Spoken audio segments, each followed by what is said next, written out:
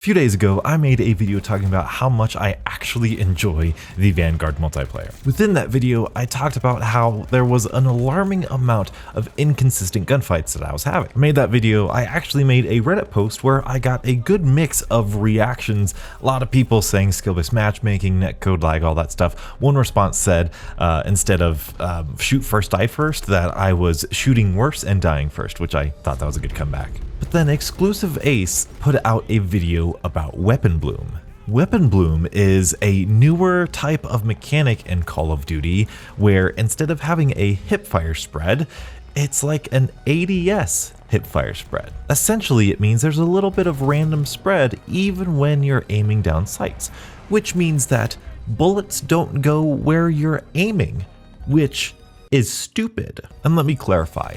Weapon Bloom has been a thing in video games for a long time. For example, Halo Reach introduced Weapon Bloom as a core mechanic, and the most important thing about these other games that have Weapon Bloom is that they are core mechanics, and more importantly, there's a visual indicator. There's some way of the player knowing how that weapon is blooming and how their recoil is affecting that. And I guess that's also important. This isn't Recoil. This is very, very different than Recoil, because we've been dealing with Recoil for years and all that stuff.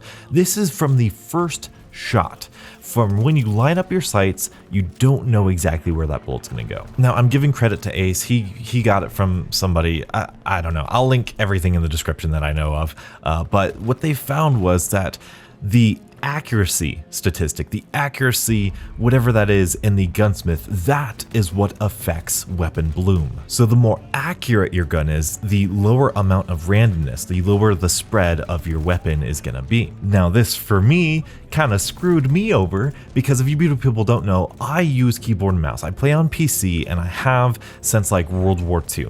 And if you don't know that much about PC gaming, the mouse is notoriously a lot easier and more intuitive to use than a control stick on a controller. Instead of using just your thumb to make these little corrections, you have your whole hand and your whole shoulder and everything to make these really tiny little corrections for the recoil. So after years and years and years of doing that with my first person shooters, whenever I hop into this gunsmith or whatever, I don't think about accuracy. I don't think about, how my gun's recoil is going to affect it, because I have a mouse and keyboard. Like, it's a little bit easier for me, so I don't really do that, because games usually aren't balanced around that. So of course I'm building all of my weapons in Vanguard about damage and range and ADS time, and a lot of those weapon attachments decreased accuracy. So the decreased accuracy caused my Weapon Bloom to be super wide. It's important to note Weapon Bloom is different for every gun, but generally speaking, the more inaccurate your gun is, the bigger the Weapon Bloom is going to be, and the more random your spread is going to be. Combine that with all of my mid-ranged engagements where people are head glitching in the maps with a whole bunch of cover where people are really finding really good head glitch spots. Of course, me using a very inaccurate weapon is going to feel like these gunfights are really inconsistent, because I felt like I was right on that guy, but apparently I missed somehow. So I took all that information, saw the video, went immediately to Vanguard, and just realized that it was literally half or more than half my attachments gave me decreased accuracy. So I just built my STG, built my automaton around that accuracy statistic. Beautiful people, it was a night and day difference. And I reserve the right. I understand completely this very well could be a placebo effect. And if it is a placebo effect, I'll take it, because my gameplay has been a lot more fun. It was an incredibly fun play session. After this, like I said, placebo or not, it was really a big difference, at least to me, with this accuracy thing.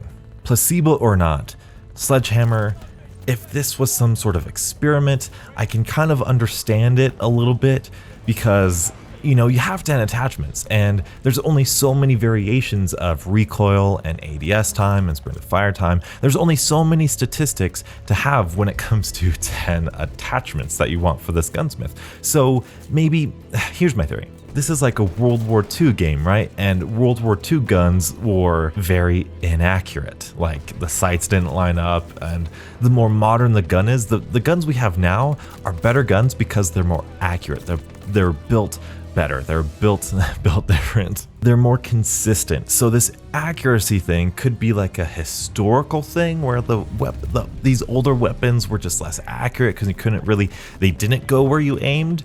But if we're looking for historical accuracy, you guys said yourself that multiplayer is not going to be historically accurate.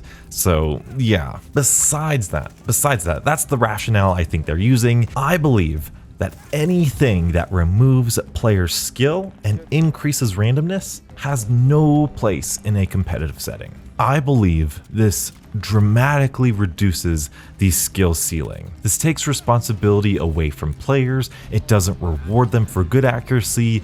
I do not see the benefit of this at all other than increasing randomness, which is sometimes good for not so good players. But if we're trying to cater to not good players, you already have skill-based matchmaking, you have the super low time to kill. It's just, you don't need this too. So if you're having trouble with inconsistent gunfights, try your best to build your weapon around that accuracy statistic and let me know how you guys do. What are your thoughts on this whole weapon bloom thing? I know the subreddit just doesn't like it. There's a huge post right now going on about it, but I just think it has no place in the game. Let me know your guys' thoughts in the Discord below or in the comment section below, whichever you choose. Be sure to join me on my road to 5,000 subscribers by subscribing, like the video if you did enjoy, and check out these 2 videos if you did enjoy for more of my content. And until the next absolutely beautiful Call of Duty morning, I'll catch up with you guys later. And as always, stay beautiful.